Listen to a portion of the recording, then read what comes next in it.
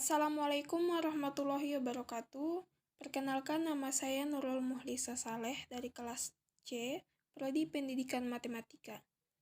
Saya membuat PPT ini untuk memenuhi tugas saya dalam mata kuliah Kimia Dasar, yaitu dengan membuat PPT dengan judul Sistem Periodik Unsur dan Struktur Atom. Adapun pembahasan dalam PPT saya ini, yang pertama, sejarah sistem periodik unsur, yang kedua, sifat periodik unsur, dan yang ketiga, struktur atom. Sebelum kita memasuki materi pertama, kita harus tahu dulu apa itu sistem periodik. Berikut saya tampilkan gambar dari tabel sistem periodik unsur, tabel periodik. Pengertiannya yaitu, sistem periodik adalah suatu tabel berisi identitas unsur-unsur yang dikemas secara berkala dalam bentuk periode dan golongan berdasarkan kemiripan sifat-sifat unsurnya. Baik, yang pertama itu sejarah sistem periodik unsur. Berikut beberapa penemunya. Yang pertama, Robert Boyle. Pada sejarahnya, perkembangannya, sistem periodik unsur yang dipakai saat ini merupakan sistem periodik unsur modern yang dipublikasikan oleh Dmitri Mendeleev pada tahun 1869. Sedangkan menurut sejarahnya, Robert Boyle merupakan orang pertama yang memberikan definisi mengenai unsur.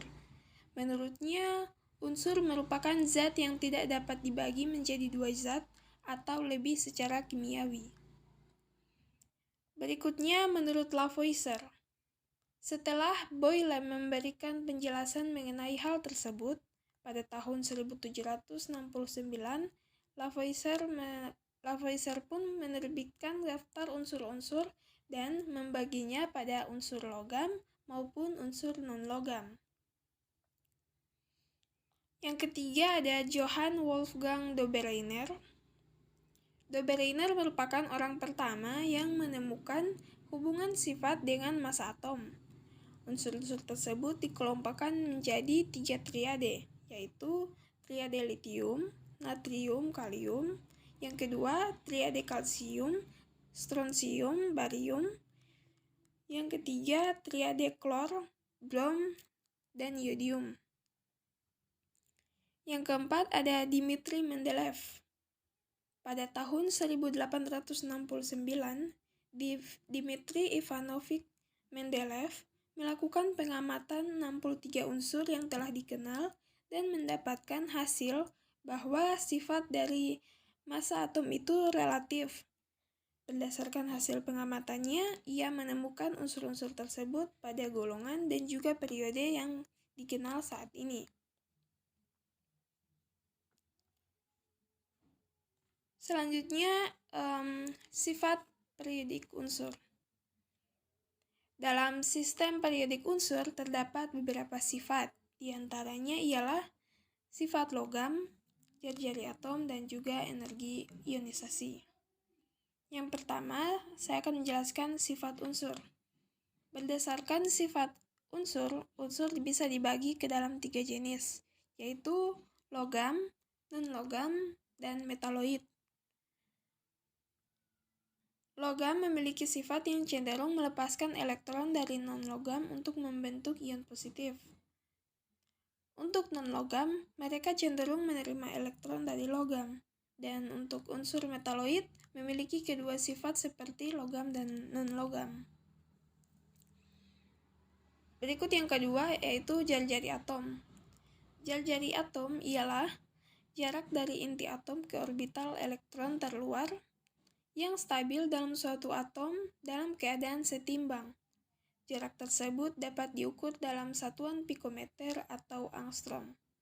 Dalam satu golongan dari atas ke bawah, jari-jari atom cenderung untuk memperbesar setara dengan pertambahan dapa kulit elektron. Yang ketiga, energi ionisasi. Energi ionisasi pertama ialah energi yang diserap untuk melepas satu elektron dari sebuah atom.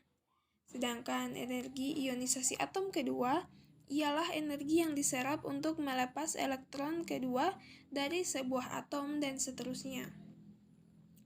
Yang keempat ada afinitas elektron. Afinitas elektron ialah jumlah energi yang dilepaskan ketika sebuah elektron ditambahkan ke dalam kolom atom netral untuk membentuk ion negatif.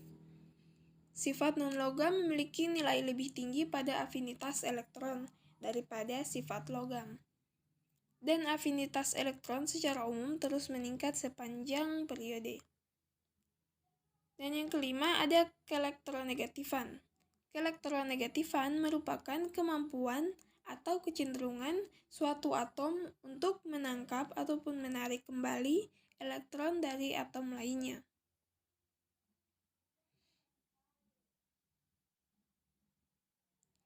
Nah, berikutnya atom. Pengertian atom. Atom merupakan suatu materi yang tidak dapat dibagi lagi secara kimiawi. Atom adalah partikel yang terdiri atas neutron dan proton serta dikelilingi oleh elektron. Nah, yang pertama, struktur atom itu terdiri atas yang pertama itu elektron.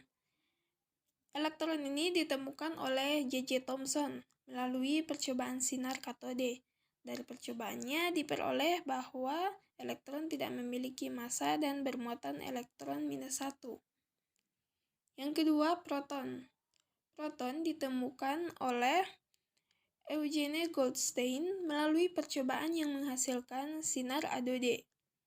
Dari percobaannya diperoleh bahwa proton memiliki massa 1 SMA atau satuan massa atom dan memiliki muatan +1. Yang ketiga, neutron. Neutron ditemukan oleh James Chadwick melalui percobaan penembakan partikel alfa pada inti atom dan dihasilkan radiasi partikel berdaya tembus tinggi yang bersifat netral, namun memiliki massa hampir sama dengan proton.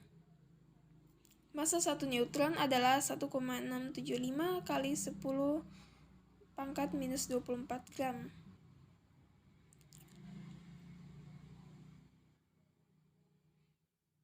Berikutnya, saya akan menjelaskan teori atom. Nah, berikut beberapa teori atom. Itu yang pertama ada teori atom Dalton, kedua Thomson, ketiga Rutherford, keempat Bohr, dan kelima ini ada mekanika kuantum. Nah, penjelasan singkatnya untuk yang pertama tentang teori atom dan Dalton.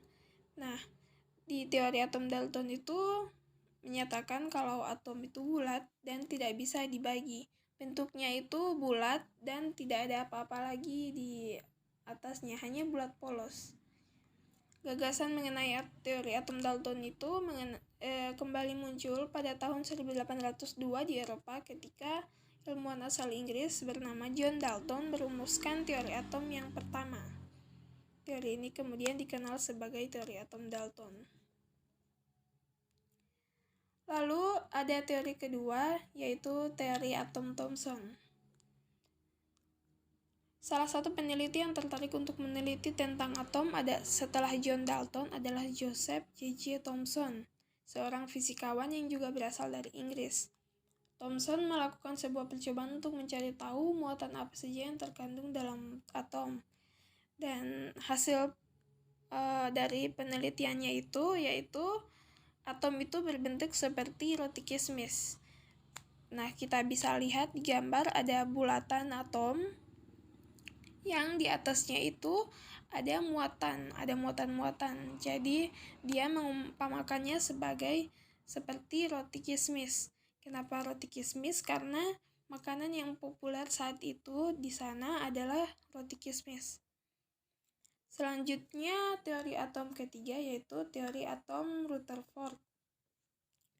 Beberapa tahun kemudian, fisikawan asal New Zealand Ernest Rutherford bersama dua muridnya, Ernest Marsden dan Hans Geiger, melakukan serangkaian percobaan untuk mengetahui susunan atom.